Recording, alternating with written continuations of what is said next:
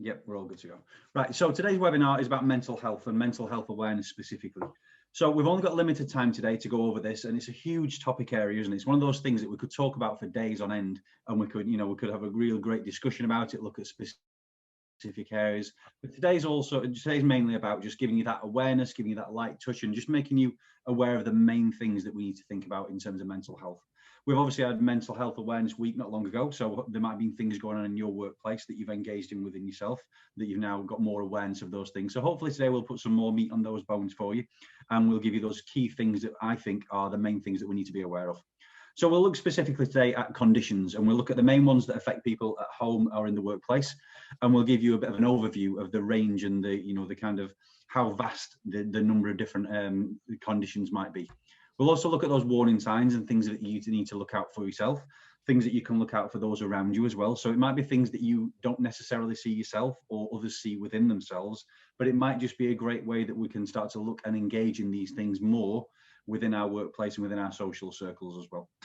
We'll look at how our mind and our body respond when mental health issues arise, and we'll look at the theory behind that and the science behind it all, just to give us a greater understanding of how we can manage those things, how we can see those things coming, and how we can then have a positive impact on those things when they hit, and how we can also be more prepared for these things when they come along. If we know what's going to happen within our body physically and within our minds, we can then take steps to address that. We'll look at strategies for preventing, because obviously we don't want to wait till we get to a point where we have a mental health issue. We want to put things in place that can prevent us from getting there. So again, it's all about putting those strategies in place and creating a kind of blueprint for ourselves that works specifically for us, because we're all different and we'll all be affected by these things in different ways. We'll also touch on how you can get support and the things that will be helpful for you if you do find yourself in these situations. So as you can see, we'll cover a lot of different areas today, and we'll look at this from all different angles, but hopefully, like we say, we'll raise that awareness for you and give you a deeper understanding of this topic. So, when we're talking about well-being, it's one of those things, isn't it? It's talked about more and more and more these days, and I think the last 12, 15 months has really highlighted this as well. So yeah, yes, we knew about well-being, but we're living and breathing it now. We know it's something that we need to have as part of our lives. It's something that, it's one of those must-haves rather than kind of something that we might want to include in our lives. This situation's really, really brought that home to us all, hasn't it? So there's lots and lots of things that make up our well-being, lots of things that will allow us to achieve that sense of balance and state of well-being within ourselves, but it's made up of a number of different interdependent parts. So there's lots of different things that are in different combination and things that will affect us in different ways at different times, but it's all about having that self-awareness and recognizing what's going on within ourselves at any point to give us that sense of balance and equilibrium that our body and our mind are striving for. So at different times, our well-being is going to shift from one place to another. And what might be balanced for me today might not be balanced for me in 2 weeks, 4 weeks time, because something might have changed within my life. And if I can recognize that thing, then I can maybe do something about it. So I've got to make sure that I'm in touch with what's going on with myself. If we're talking about psychological and emotional well-being, we need to open up that conversation about mental health, as it's something that can have a really big impact on how we're trying to achieve this balance within ourselves.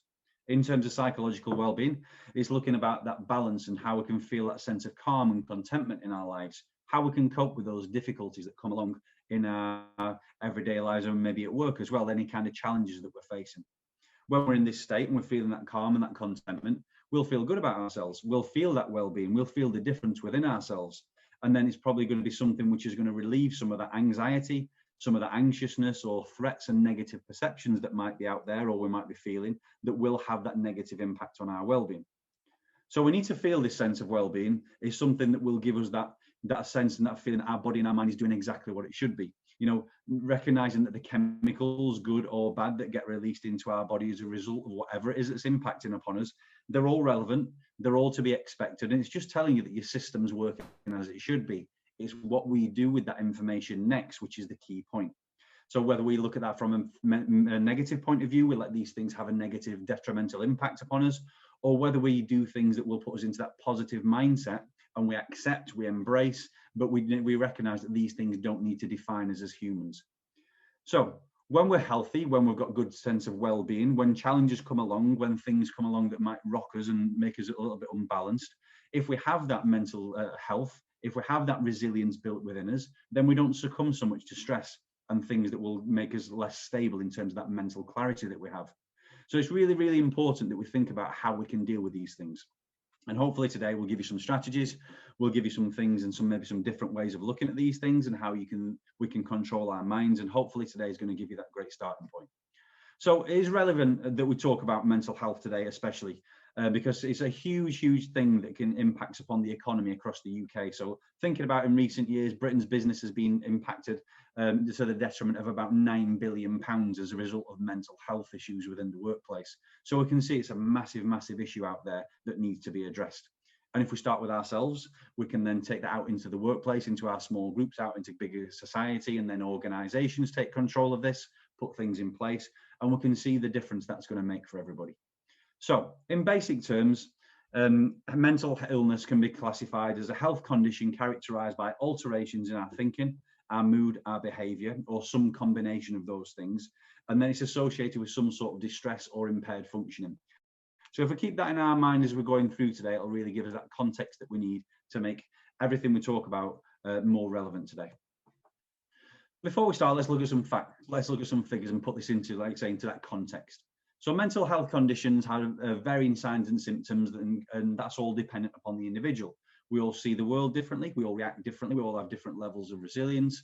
So it's all going to be different and relative to us in our own specific circumstances. What might be something that rocks me might not be something that rocks you, for example. It might be something that doesn't impact upon you, but we're all different, so we need to recognise that.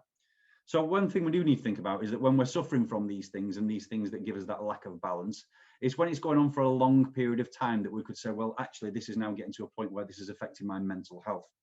So it's going to have a knock-on effect in terms of our mental well-being, our physical well-being as well, because we can't separate those two things, as we'll highlight today. So let's just look at a few facts and figures. So 17.9 million working days were lost due to work-related stress, depression or anxiety in 2019-2020.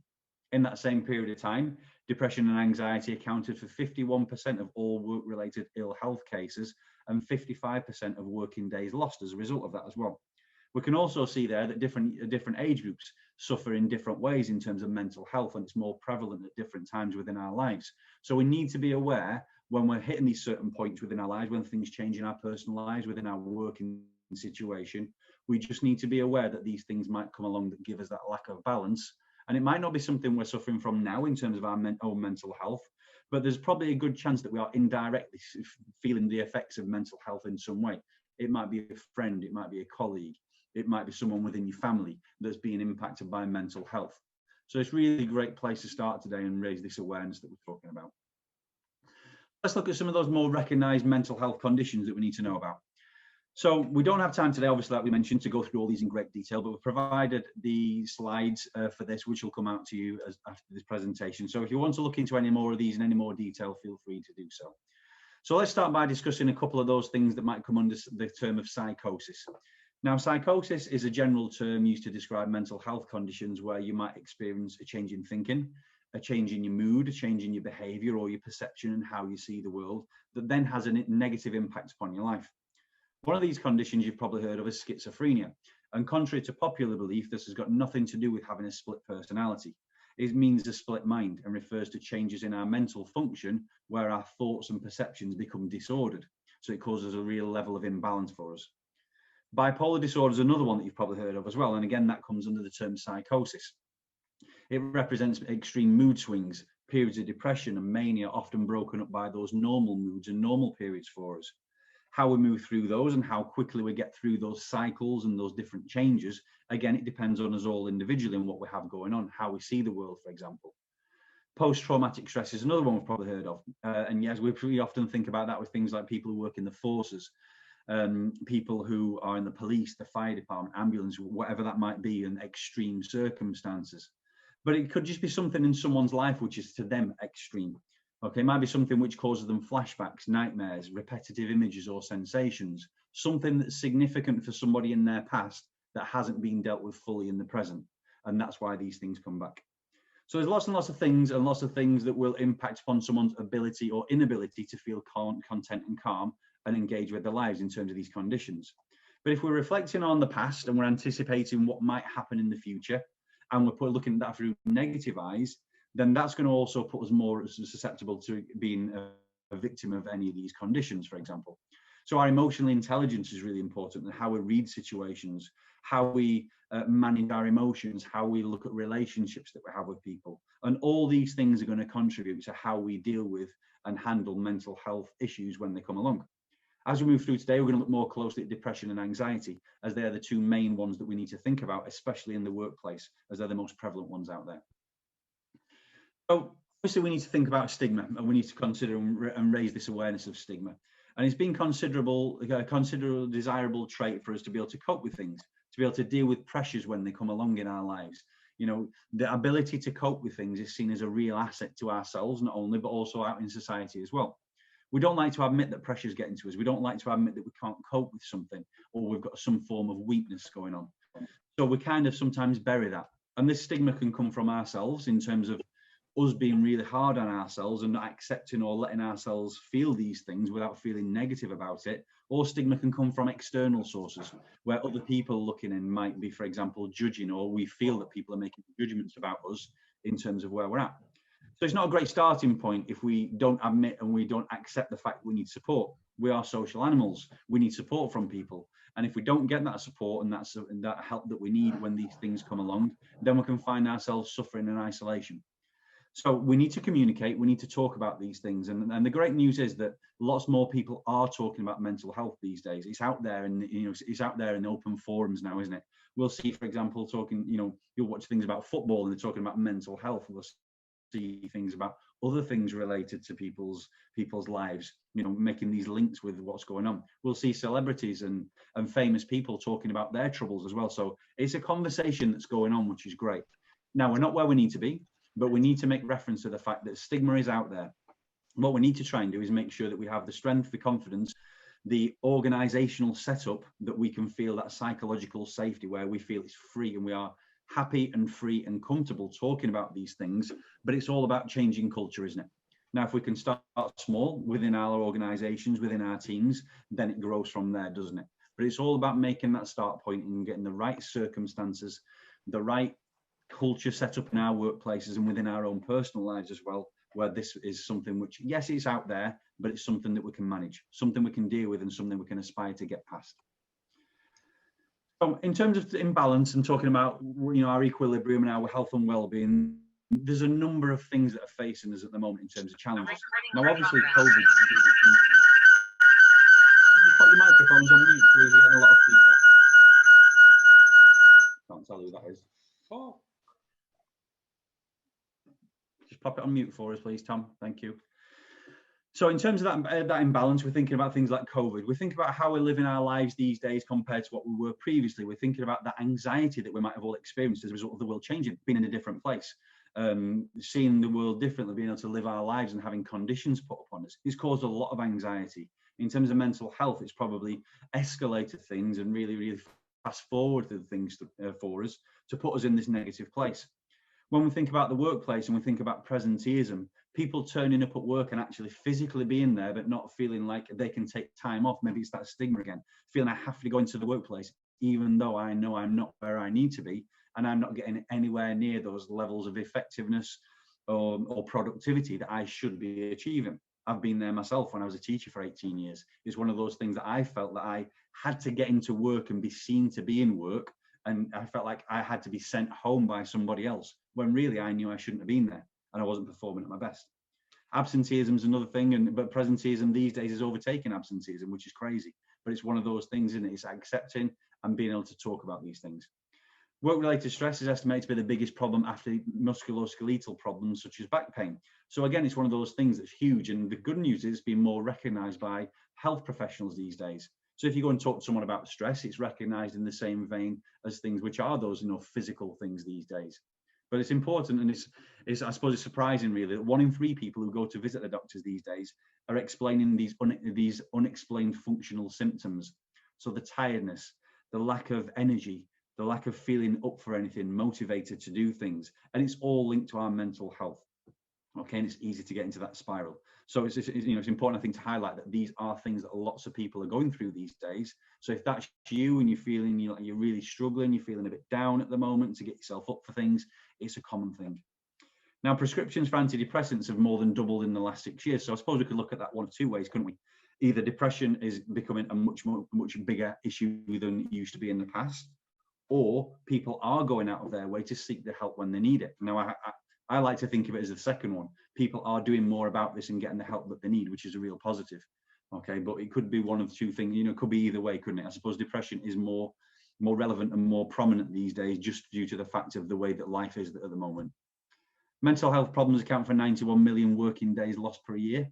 And then stress is the #1 cause of this long-term absence. And we'll look at stress in a lot more detail today in terms of how we manage that stress and how we can see that stress as well. There's been lots and lots of research, and I suppose one of the really relevant and recent pieces of research has been done by Westfield Health ourselves. So between November 2020 and January 2021, these things were found. So last year, days off due to mental health increased by 10%, which I suppose is no surprise, is it? I suppose if there was another study done now as well, maybe that figure might have increased even from January this year as well. A third of employees reported poor mental health at their organisation, again, which is what we'd probably expect. But the good news is that people are reporting these things. It's about trying to create the confidence in those people that aren't to then open up that conversation as well. And then I suppose the good thing and the good news is that 81% of HR leaders these days say that the pandemic's increased their wellbeing focus. And we're feeling that at Westfield Health much more in terms of the number of people booking on for our services, in terms of our webinars and our wellbeing services. So that's another great start, and it's another thing that's really good news for everybody out there, that the workplace is now starting to take this seriously, whereas before it might have been seen as an expense that we actually didn't really need. But it's been recognised that we do need these things in our lives now. I suppose there's lots of things that we're facing these days, but stress is one of those things, isn't it? And it's the #1 cause, like we mentioned, of absence within the workplace. So we need to really look into this and figure out, well, why is that the case? But it's important to recognise that stress itself is not a mental health problem, but it's something that can cause these issues if we don't deal with it, and it can trigger these prolonged episodes within our lives. So we really need to think about our stresses, think about where they're coming from, why it's happening, and what we can do to deal with it. So if it's not identified and dealt with, then stress can have a really chronic impact on our lives and a significant impact upon our physical well-being as well as our emotional well-being. When we think back to that Venn diagram earlier when we were looking at our balance, and it showed that interrelationship between all the things within our well-being, stress can have a huge impact on disrupting that balance that we're looking for. From a physical standpoint, there's lots and lots of different ways that it affects ourselves, and especially within our body. If we find ourselves suffering from stress over a prolonged period of time, then it's going to have a negative impact upon our cardiovascular system. So we release cortisol naturally into our body when we're in a stress state. If we don't get to release that cortisol and it stays there and it builds up, then it's going to line the inside of our arteries, a bit like fat does from fatty foods. So you can see that our cardiovascular system's going to have to work overtime to get the blood to where it needs to go and do what our normal bodily functions do. It's also going to have a negative impact on our digestive system and our muscular system. When we're under lots of our stress, our brain will automatically trigger us into our fight or flight response. And then our blood gets shunted away from our core, which is where we need it for our working, our organs and where we need it the most. And it pushes it out to our muscles, ready for this response from our body. And that might just be a thought and a perception in our minds rather than an actual threat. So we've got to make sure that we're careful in terms of the stress, that we don't let it build up. In terms of our digestive system, we can suffer from ulcers, peptic ulcers, irritable bowel syndrome, acid reflux, and so on. And in a sense, our body's kind of reflecting what our mind's doing in the mental state that we're in. So we have to be careful and we have to look out for these things. But it's not all doom and gloom. If it's left unchecked, then yes, these issues can arise. If we don't see the signals and the triggers, then yes, these things can happen for us. But we need to make sure that we take comfort in the fact that we can consciously control our thoughts and our mind. We can think about how we can see things from a different point of view and having that self-awareness, and we're checking in with ourselves. And if we can start to identify some of the root cause of these problems, then we can start to take positive action towards that. We can control our thoughts. When a stressor comes along, we choose how we respond to it. Yes, we have certain ways that our mind will take us to a place and it'll try and put us into our default setting, but we can change that. We can train ourselves, we can practice dealing with these things, we can practice going from that negative to a positive mindset and consciously taking ourselves there, making sure that these external stresses, for example, have a much lesser impact upon us. And stress is good for us. We do need a certain amount of stress, so we can't kind of completely take this out of our lives, because we do need it. If we're going to move forwards, if we're going to develop, if we're going to grow as individuals, then we need to make sure that we can manage this stress. So when we're in a stress state, do you know how to recover back to your comfort zone? Do you know how to put yourself in that non-stress state and then go back into it when you need to give yourself that heightened awareness that you might need? Those higher levels of functioning, because stress will cause that within ourselves, and sometimes we need that to move forwards, don't we? But it's all about how we manage, how we move from that stress state back into our comfort zone, and how long we stay there for. So we've got to be realistic though. Sometimes stress is going to come along and impact upon us when we're least expecting it. No matter how much we prepare, it's going to be there. But we need to try and create the best conditions possible so that when this stress hits, we're in a place where we can move forwards rather than moving backwards. And it's all about how we see things and how we set ourselves up. So we talked a lot there about managing stress levels and regulating emotions, for example, but it's all about making sure that we know what are those factors for us behind it. So some of these things are going to be built into us. It's going to be our natural genetic blueprint because of our upbringing, our experiences that we've had through our life. And we've all kind of built up a toolkit as we've gone through our years, where we've actually found ways to deal with these things, where we've got that resilience that we're looking at. But it's all about how we can do things differently. How do we find out that way for ourselves to relax? Do we know how to create that situation, circumstance around us? What is it that allows us to be in that state where we can relax and put down these troubles? Our attitudes, our belief systems, our perceptions about things, how we see the world has a massive impact in terms of our mental health. So it's all about making some adjustments there if we can as well. Thinking about our support networks, making sure we're constantly keeping that conversation going, like we mentioned before when we were referring to the stigma. So I guess it's really important that we can individually recognize what it is that causes stress within us, what it is that might lead to a mental health issue if we let these things get on top of us. And for all of it is different. There might be things that are different to what's on the screen here, for example, but it's all about making sure that you give yourself the time and the space to recognize what these things are, and you don't just kind of go through your life just going through things with your head down, just plowing through things saying I'll be okay, because actually at certain times we might not be okay. And if we recognize these things, then we can start to look at those prevention strategies that will make all the difference for us. But I like this slide because I think it's a really good one that gives us that whole spectrum in terms of our mental health and where we might be at any point. Now, obviously on the left-hand side in the green, that's where we'd like to be, and that's where we function at our best. But we've got to be realistic, and we've got to recognize that we won't always be in that place. There are going to be things that move us into different sections on this diagram. So don't take this as a diagnosis of your mental health, though. Make sure that you just see this as a guide for where you might be at any point, an indication, for example. So if we're suffering from any of these things for a prolonged period of time, and don't get me wrong, we might find things where, a persistent low mood, so it might be something that comes in and out of your life pretty quickly, and we wouldn't necessarily say that's a mental health issue. We're talking about things that stay for a prolonged period of time that start to then have a negative impact upon your life. So there's certain times, I'm sure we've all been in different places, whether it's green, amber or red, and certain things have affected us at different times. But it's how we recognize and how we see these things, and how once we've accepted it, once we kind of identify what the issue is how we can get ourselves back to the green as quickly as possible. So again, it's about mindset. It's about managing the situation.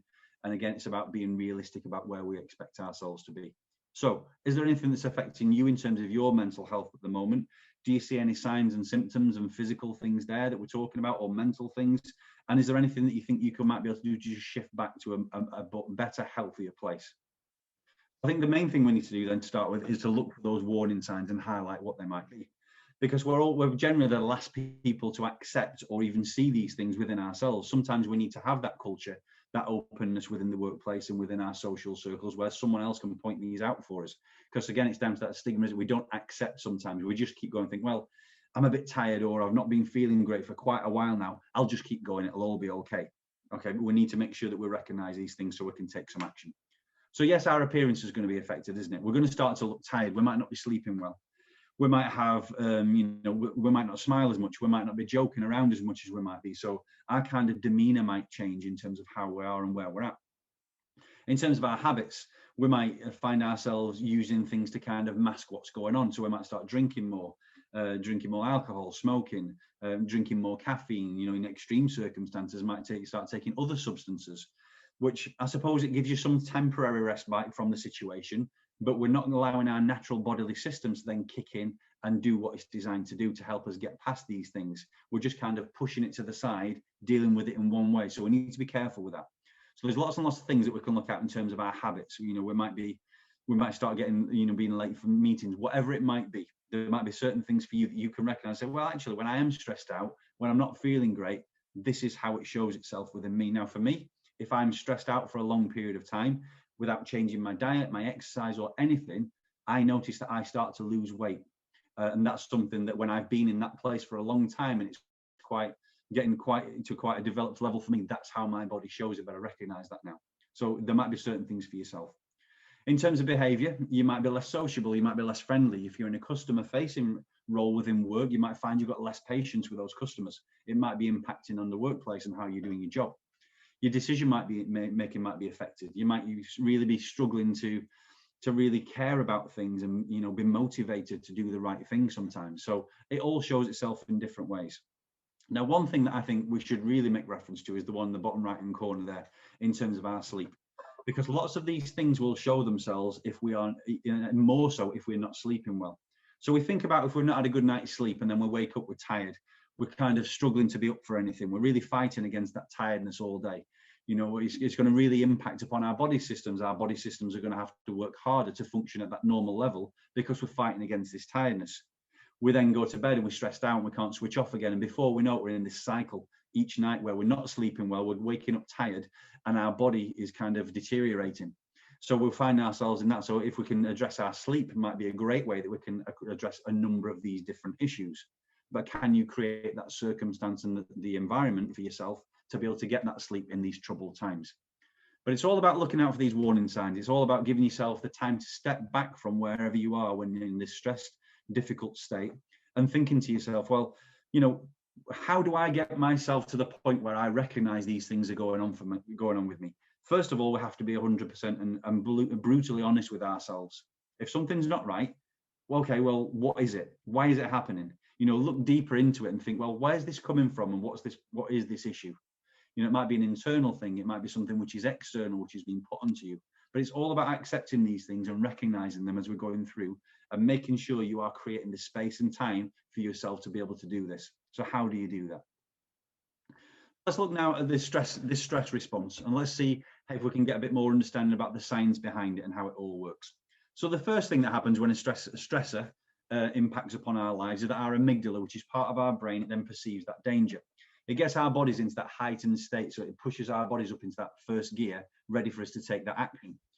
It then triggers the sympathetic nervous system, and that's the accelerator pedal going down, and it starts moving us. So we're in this fight or flight response, and our body's really getting ready for this fight or flight response. Whether it's just a thought or something we're thinking about, our body's physically getting itself ready. Our adrenal glands are activated and hormones like adrenaline and cortisol are released. And remember, we talked about cortisol, too much of it is bad for us. And then we're up into second gear. And we can see when we're in the fight or flight response, we've got all of these physical responses going on within our body. So our heart's going to start beating faster and harder. Our muscles are going to become more tense, maybe trembling, for example, if we're in that really heightened state. Our blood pressure gets increased because we've got to push our body through those arteries quicker to get where we need to. But this might all just be from a thought and a negative thought about something that's happening. But this is the physical difference in our body. Now, we think if our body's in this state for a long time, all of those physical things happening, then something's going to go wrong somewhere down the line because our body's not used to and designed to work like this. So it's really important that we don't let this get to the point where it's having that physical, really, really negative impact upon us. From there, our cortisol keeps going and our pressure pedal keeps pushed down. We're really now revved up into that second gear. And then our amygdala takes control of our primary brain function. We get locked in the survival mode if we're not careful and we don't recognize and do something about it.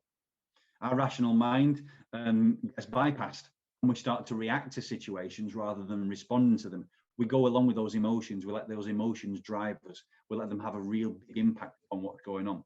Whereas if we can step back and accept that it's just an emotion, whether that's good or bad, it's just a feeling. What we do with that feeling, how we respond to that feeling is in our control. But we're kind of pre-programmed to just react to that emotion in a certain way. But we can change that. Okay, so it's important that we recognize that. So we can see there that mentally and physically, by having a stress in our lives for a long period of time, it can have a massive impact on us in a negative way. But it's all about how we see things. So let's move on now. Let's look in a couple more conditions that are the most prevalent ones out there. So depression, which we mentioned, is probably the biggest one out there. So around 300 million people worldwide are experiencing depression at any one time. So it's a huge, huge thing. So we need to make sure that we reference this. Now, there's lots of signs and symptoms and behaviours that come along with depression, and you can see those on the screen there, all which relate to how things might show themselves and present themselves in terms of that depression. But again, we come back to the point that to suffer from depression, it's an ongoing, long, drawn-out process, something you might be suffering from that you just can't shake, not something that might be there for a few days and then disappear. It's that constant, continual feeling. Now, depression is that low feeling that's continued. We go through highs and lows, but it might be something that's really testing you at the moment, something that's got you really deflated and you can't seem to get yourself back up to that level where you want to be. But it's quite normal. It's quite normal for us to feel these things, but it's how we deal with it and how we get past that and whether we stay in that place, which might be the determining factor as to whether we get a diagnosis of depression or not. When our mood's low continually over weeks, days, weeks, even months, then that might be when it's starting to move towards that depression state, and then we need to get some extra support from that. To think of something that might make a massive difference to depression, I suppose our fatigue's one of those things, isn't it? And low energy. If we can look after our energy levels, we can make sure that we're eating properly, we're sleeping properly, we're exercising, and we're doing all the right things that will put our body and mind into that condition where it's supposed to be, where we work at our best. Then we can give ourselves a real foundation by focusing on our energy levels, and then that might help us fight off these feelings of depression that we might have. It might just give us that different mindset, give us that opportunity to put down our problems and be able to deal with these things more effectively. So there's lots and lots of things that we can do, but it's about picking out the right thing for you at the right time. So being motivated towards doing things and having a positive mindset, thinking about where you want to be rather than the place you don't want to be. And sometimes it's easy, isn't it, to ruminate and think about the negatives that we're dealing with. But can we look beyond those negatives? Can we think about, well, okay, I'm suffering from this now. This is an issue in my life now, a stressor. But when I get past this stressor, where will I be? What can I take as a positive from this? What can I use to make this something which is going to help me grow rather than being something which is just going to keep having a negative impact? So it's all about how we see the world, how we think about things, but we might need to take ourselves consciously to that place. And I go for walks quite a lot these days. And sometimes if I'm a little bit stressed out or something's, been on my mind, I have to consciously take myself and force myself to recognize the nature, recognize the temperature, the breeze on my face, the animals, whatever's going on around me. I have to consciously take myself to that place. And if I keep doing that, then I get into a habit of doing that. And before I know it, I'm thinking about what's going on around me rather than the things that are bothering me in my mind. So there's lots and lots of ways you can do that. But you'll find your own way as you practice and experience these things as you're moving along. In terms of depression, there's different ways, different levels of depression. People who might suffer from it might not be clinically diagnosed. It might not get to that level. But just because you haven't been clinically diagnosed might not mean it's an issue within your life. But again, it's about recognizing where these symptoms might come from, what you might be experiencing, things that you might not have thought about in terms of what might be going on with you. Now, it might be, for example, that you are suffering from that lack of energy. That doesn't mean that you have depression. It might just be something that if it stays there for a long period of time, it might be worth going and getting some support, getting some advice from somewhere. And it may be linked to depression, but it might be something completely separate. But any of these things that are around for quite a period in your life, I'd recommend going and getting some support, getting some advice about it, just to see if there's anything you can do and maybe help you feel better anyway. Anxiety disorders are another one. It's the second most frequent mental health condition that we might encounter. So this again shows itself in many different ways, and we'll go through that in a second and look at the different types of anxiety disorder. In general, though, anxiety can manifest itself in lots of different ways, but it's generally a feeling of fear or panic. It's usually our body or our mind overreacting to something that's in the present or in the future, or something we're anticipating is coming next, something we've got doubts about, something we don't think we might be able to deal with very well. But if we're anticipating something in the future, it might not necessarily come to be. Just because we think something might happen doesn't mean that's going to happen. So we think about the first time we went into lockdown, for example. I think personally for myself, I got put on furlough.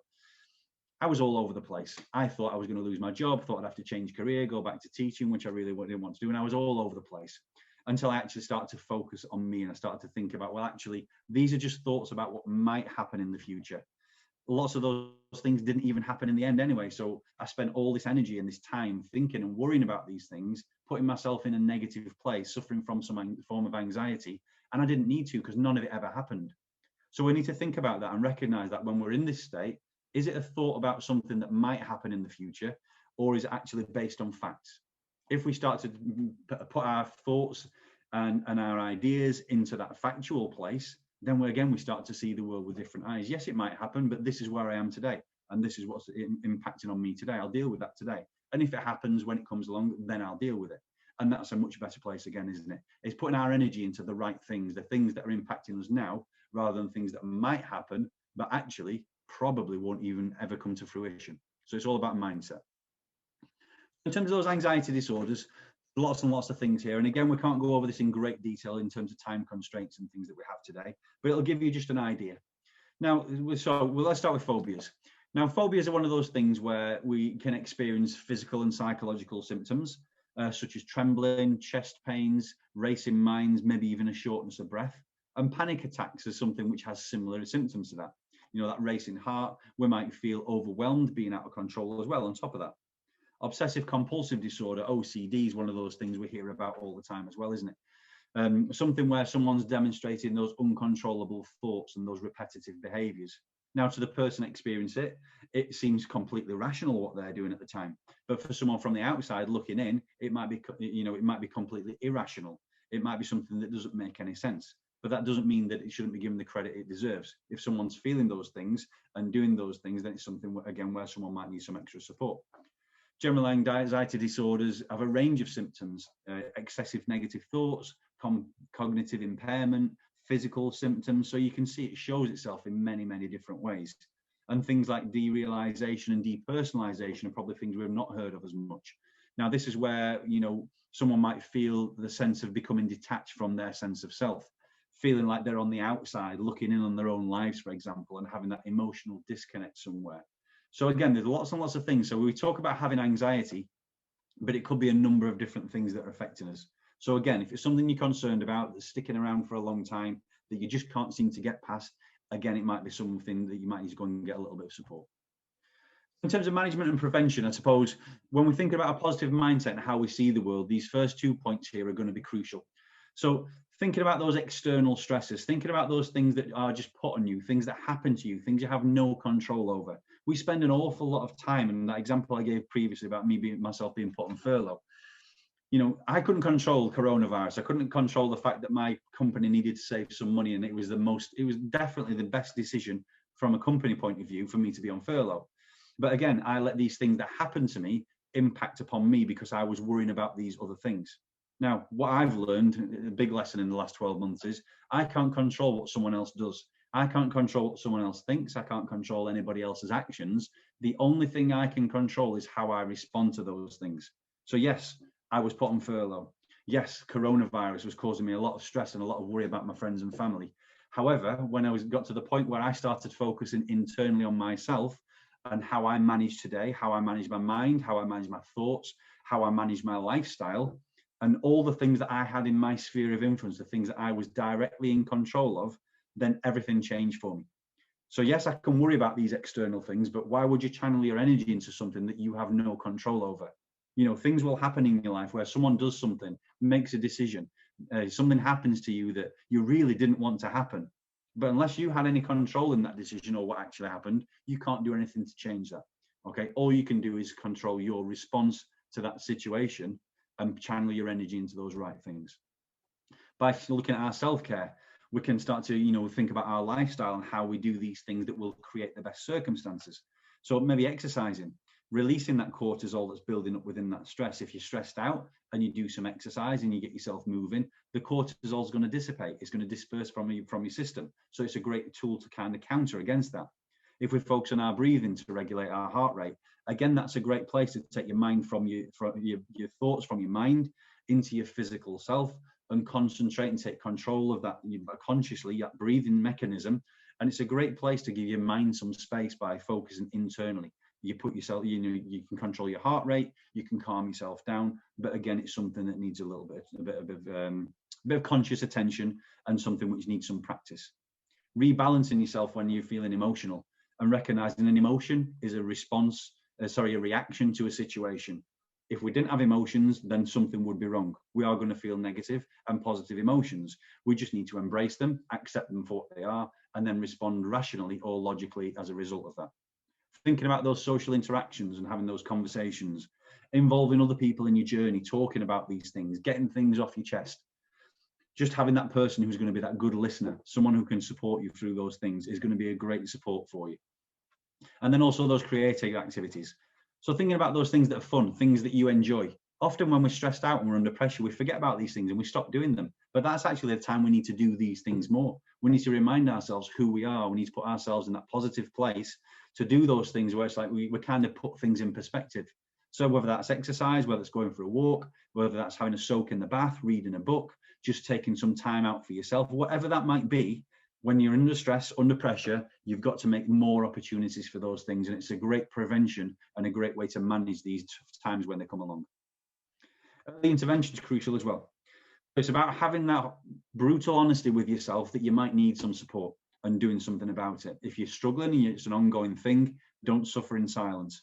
Okay, recognize your limits, recognize who you are, how you deal with things, but don't be too hard on yourself. We are who we are. Yes, we can make some refinements and we can change how we deal with things, but we are ultimately, this is the person that we are. So we need to get to reflect that. Look out for those warning signs, but then if you need to, there's a number of people you can go and get support from. So it's having the confidence to pick out the right person, the right level of support, knowing who those people and those groups are around you, which are going to make the biggest difference for you. Okay, and don't be scared about going to the GP. Like I said, things like mental issues these days are given the same kind of level of support as physical. So it's much more recognized in society these days that yes, mental health is something where people need that extra support. So don't be scared to go and talk about that. In terms of staying in touch with people, we might find ourselves working from home more. Now, I work from home permanently these days. So it's a new way of doing things. And I find it's so easy to get caught up in going a couple of days without really speaking to anyone about anything other than work. So it's creating those opportunities, isn't it, to just have that social life, have that opportunity to have those informal conversations with people where you might have used to have it at the office, where you might have gone to make a coffee or a tea or whatever it might be, and you just had a chat about your weekend. So it's creating those opportunities as well and making that normality and giving yourself that opportunity to talk about things. Maybe don't always do things, over the telephone. Video calls are great for that as well. Maybe organizing walk-in meetings and things like this. So just looking at things through different eyes, but creating those opportunities in your days, in your weeks, where you can have those informal conversations. Other people will be feeling the same pressures and stresses as yourself, but it's getting in touch with people again on that personal level, isn't it? Making sure we're creating those opportunities and we're not isolating ourselves if we find our working circumstances are different now. There's a number of things we can do in terms of our behaviours that are going to promote mental health. So the first thing is we need to be flexible. Now, this last year, 15 months has really proved to us, hasn't it, that the world's not going to stay the same. Things are going to change. We need to adapt. We need to do things differently. We think about when we came out of the first lockdown and how we were dealing with things and how much of a disruption that was to us. And we think about how we're now coming out of the third lockdown. And I was just having a chat before with someone about how, things are just very different. I think about where I was at the end of first lockdown to where I am now. I've got lots of coping strategies now. My life doesn't feel that different now. When the world does open up, actually, how much of that stuff do I need? What's going to be that different? Because I've adapted. I've moved on. I've found ways of dealing with this, and I'm fine. I'm comfortable with this. Yes, I'm bored out of my mind at times, but that's a different issue. Okay, mentally, physically, I'm okay because I've been doing some work on myself. Okay, so it's all about how we do that, and we've got to be flexible and change and adapt as and when we need to. See change as a welcome thing. See it as an opportunity to grow, not a threat. And if we can start to see change and when things are different in that way, then we start to see it through different eyes. We can reduce that stress that's within us. By being focused and being mentally resilient, it gives that clear sense of where we're going. It gives us that direction. It gives us that purpose to what we're doing. And again, we're talking about having a purpose, feeling up for something. Then it might mean that we're less susceptible to things like depression and anxiety. Being proactive and taking control of the situation around us. Yes, we can just carry on and think, well, everything will be okay. But what are you doing yourself to make sure that you are creating the best opportunity for everything to be okay? You can change your circumstances. You can change how you think about things. You can change your lifestyle. You can change how you're managing these things. But it's up to you to create those circumstances. What are the best circumstances for you to thrive rather than just surviving at the moment? What are you not doing in your life now that brings you lots of joy, lots of happiness, lots of things that you could integrate into your life now, but you're just not doing it? Okay, so we can be proactive about these things and put ourselves into that positive place. And just by being organized and thinking and planning out your days and your weeks and taking control of your schedule, by making sure that you're doing that and putting those things in that you need to do, like moving more, exercising, getting fresh air, putting those things into your life that you know you need to do that give you that enjoyment that we talked about previously, and maybe setting yourself some goals, having some smart goals, specific, measurable, achievable, realistic, and put a time frame on them as well. But don't have too big a goals at the moment, looking months ahead. Maybe have a daily or a weekly or fortnightly goal that you're trying to achieve.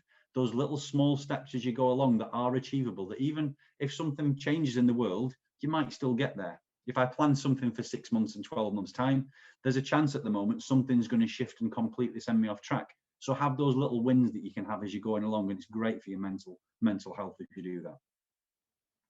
I think during our days, we need to create space to be still. We need to make sure that we schedule some breaks in, and we need to make sure we give ourselves that emotional space that we need to recognize what's going on within ourselves. Making sure that we don't kind of just plow on. We give ourselves those short breaks during our days as well, to give us that emotional break and that space that we need to just kind of take ourselves away from any pressurized circumstances. Making sure if we're maybe scheduling a meeting an hour long, can you make it 55 minutes? Can you make it 50 minutes? Do you have the capacity to do that? And then take something back yourself, and allows you to refocus.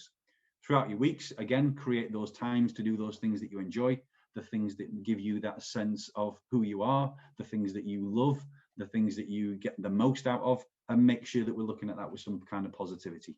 Okay, and then we can get back to that time, taking that opportunity when you can throughout your year to use your holiday allowance maybe a little bit more effectively. Thinking about holding back a few days here and there. So if you are struggling with a little bit of stress and you need a little bit of time, rather than being present when you shouldn't be, maybe taking a long weekend and things and making your schedule work for you a little bit more effectively. So I hope that's given you some ideas. I was giving you some thoughts, and I've seen some stuff coming through on the chat, which we'll kind of go through now. But if anyone wants to take the microphones off mute, pop your camera back on if you wish, and feel free to ask any questions, offer any comments, anything that you think that you might have tried that's worked for you, any tips that other people could pick up, and then we'll spend a little bit of time. And I know we've got, because we had a bit of a later start today, I don't mind sticking around just a little bit after 11 o'clock as well, if people want to, if you feel that's going to be useful for you. So has anything come through there, Peter, that we need to go back to? Yeah, there's just a question at the end. It was just more of a why isn't the word menopause being mentioned? GPs often misdiagnose the symptoms of menopause as depression or anxiety. Okay, so yeah, it's one of those things, isn't it, that going through that cycle, going through that stage within your life is going to cause lots of, maybe anxiety, other feelings, that could impact upon someone's mental health. Now, we today we are looking at mental health awareness, and like we say, we can't talk about everything here today.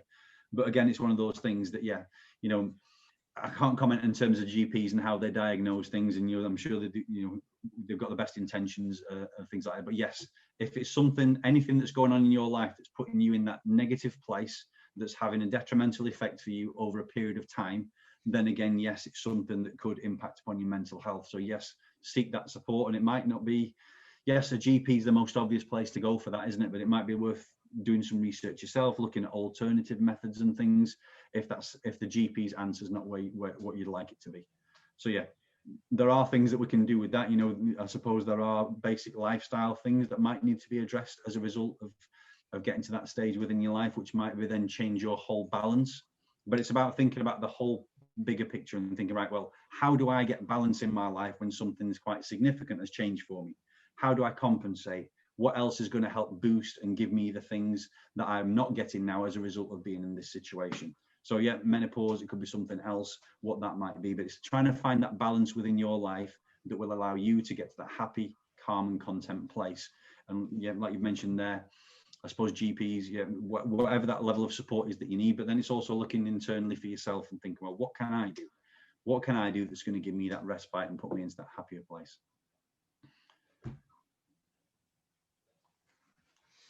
Excellent. Is there anything else that anybody wants to raise, or anything that you've maybe experienced yourself? Any positive things that you have worked for you in terms of managing your own mental health? Something that we might not have mentioned today. The big one for me is definitely mindfulness and finding my space where I get my chance to put things down. And for me, that's going for a walk, that's going for exercise, The more formal things like meditation don't really work for me that well. But doing something like that, something I love and enjoy, allows me to just take that break from my stresses and pressures, and I come back and I see the world through different eyes when I've done that. I was surprised to see OCD as an anxiety on there. So, Yeah. Sorry, can you hear me? Yeah, I can hear you. So, yeah. So that would be. How would you like suggest that to be? Somebody could tackle that or break that behavior, repetitive behavior. Well, I suppose it's one of those things, isn't it? If it's having a negative impact upon your life, then that's where you get that support. It might be something where, I can openly say myself, I find myself sometimes straightening things in my cupboard and I'm like, what am I doing? But it doesn't have a negative impact on my life. It's just one of those things that, my mind likes to do that. So, but I suppose it's when it gets to that point, isn't it? If it's having a detrimental impact upon your life, it's being a real negative that's causing you that stress that might be putting you that mental health, then that's when you start to maybe look out and get a little bit of that. So in terms of techniques and strategies for that, I suppose it's hard to break that cycle when you're there, isn't it? But it's consciously taking your mind to that other place, I suppose, isn't it? And trying to break that cycle, because it's like anything. If we get into a cycle of doing things in a negative way, we have to do something to break that cycle, don't we? So it's about taking that mind to a different place, maybe having the ability to recognize that this is something, and before it gets to be a problem, thinking, well, okay, well, yeah, I've got these tendencies, it's just who I am. But like I say, it's whether it tips that balance, whether it's having a negative impact upon your life or if it's just something that's just part of being you. I don't know if Darren, if I could just, I've had quite a lot of experience. One of my really close relatives suffers with really, really bad OCD. And it's not just a case, like we all do the odd quirk, but his really impacts his life. And he started getting help, and a lot of what they did was try and find the root of the problem. So they realised that there's probably a trigger with it. It's not just a case that he wants the curtain straight or the switches off. There's a trigger in his past that's actually caused it. So when they've been helping him, they've been sorting the trigger out rather than the actual condition, which started to help. So that's just a personal experience of living with somebody with it. That's a great point. And I think anything that we've shown there today, it is about getting to that root cause. If we can break it down and we can really get it down to that level where it's like, right, well, this is where this came from, this is what it is. And if we can get to that point, it's that recognition, isn't it? And then it's like, well, this is here, and then now I can do something about it. If we just say I've got anxiety or I've got OCD, it's like, well, it's hard to deal with the situation unless you get to that root cause. But yeah, like you say, OCD, and the reason why it's classed as an anxiety, because that's where it kind of comes from, isn't it? There's something that's happened that's causing an anxiety, causing that behavior, causing that repetitive actions, and that's where it's coming from. So what is it that's causing that anxiety in the first place? Where's that coming from? And then and it might not be something that people ever get past. You might not get past some of these things completely. It might just be but it's a smaller part of you, isn't it? Something that you can manage, something you can deal with, and you've got that calmness and that contentment that we're talking about.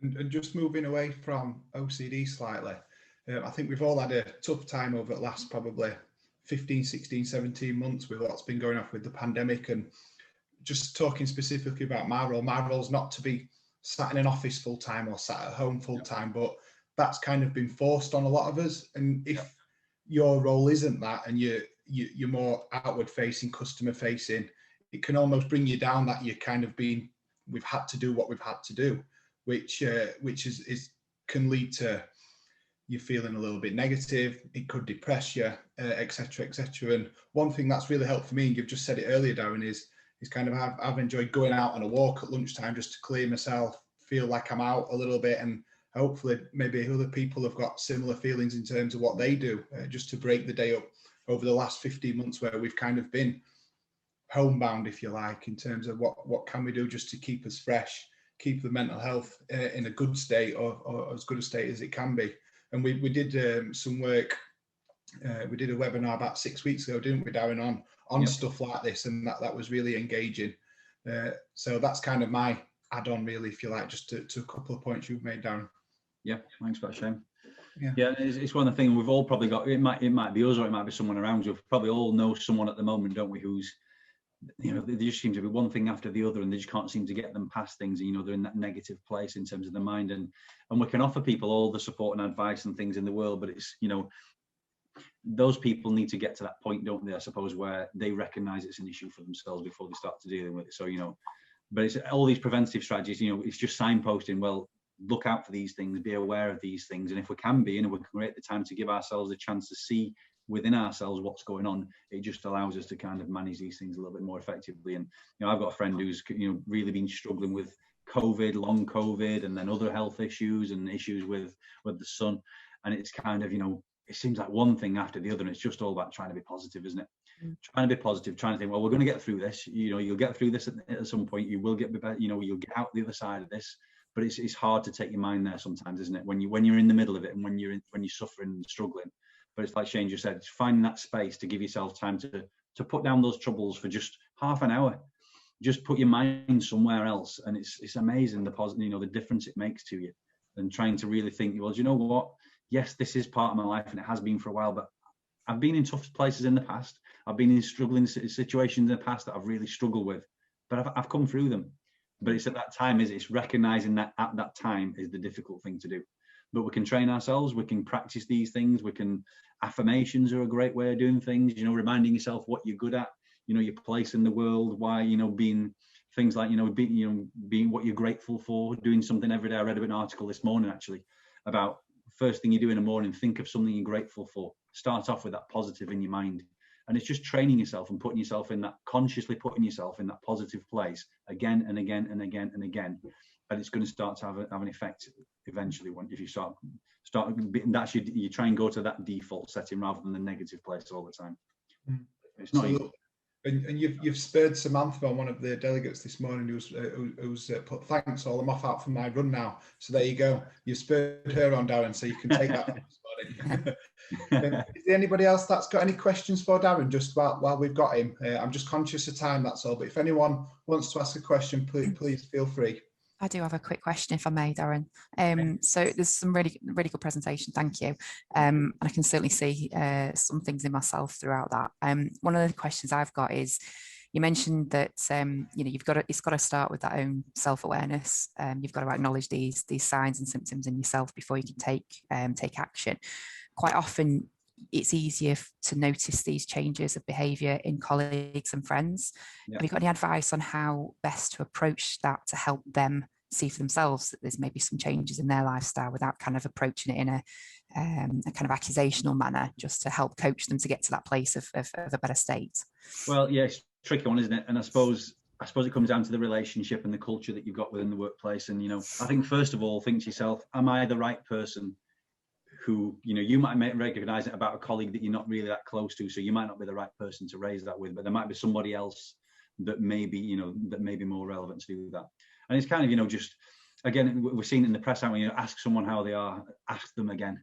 And it's kind of, you know, just trying to get them to think a little bit more, and, you know, maybe get them talking about the day, talking about lives, what you've been up to the weekend, and just kind of get them, try and initiate a conversation with them, and just try and be really positive. You know, try and get them talking about things, and you'll figure out soon enough whether that's the right time for that conversation, or whether it's like, you know, it's not the right time, it's not the right circumstances, but you might come back to that at some point.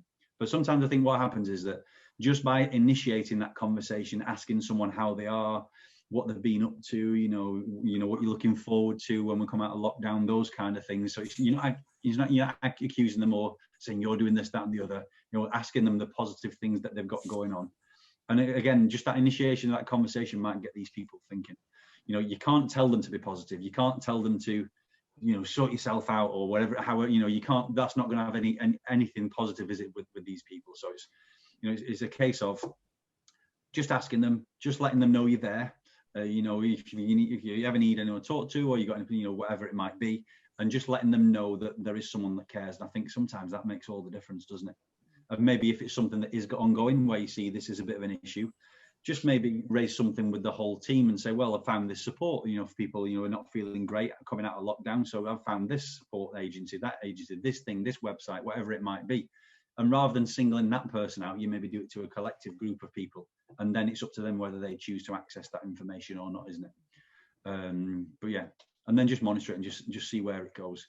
But yeah, until that person gets to that point where they want to do something about it, they want to do something different about it, and they see it's a big problem. I suppose it is hard, isn't it? And we can't force people to do things, but it's just making sure, you know, let them know you're there, giving them a few different options, letting them know what support's out there, but doing it in like kind of an indirect manner is probably the best way to approach it, I think. Yeah, cool, thank you. Yeah, the asking twice how you are is a really good tip. Yeah, exactly. Yeah. Brilliant. Thank you, Darren. Thank Yep. you, Annalise, for your question. And thanks, Darren, for amazing content this morning. It's been really, really good. And I know Darren and Westfield colleagues on the call are happy for you to kind of get hold of their details if you've got a question and you might not necessarily feel comfortable asking in an open forum like this, then please feel free to reach out to the Westfield colleagues and Darren directly. That's no problem at all. And the chambers can share the details with you. But a big thank you to Darren and Westfield this morning.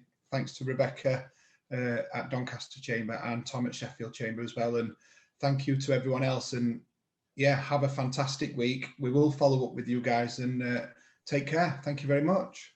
Thanks, Shane. Just another reminder as well, I've sent through the slides to Tom as well. So in terms of the content, so if you want to review any of this as well, I'm sure Tom will be sending that out as well, so you can have a copy of that. And we have been recording, like you mentioned at the beginning, so we can arrange for that to be linked as well.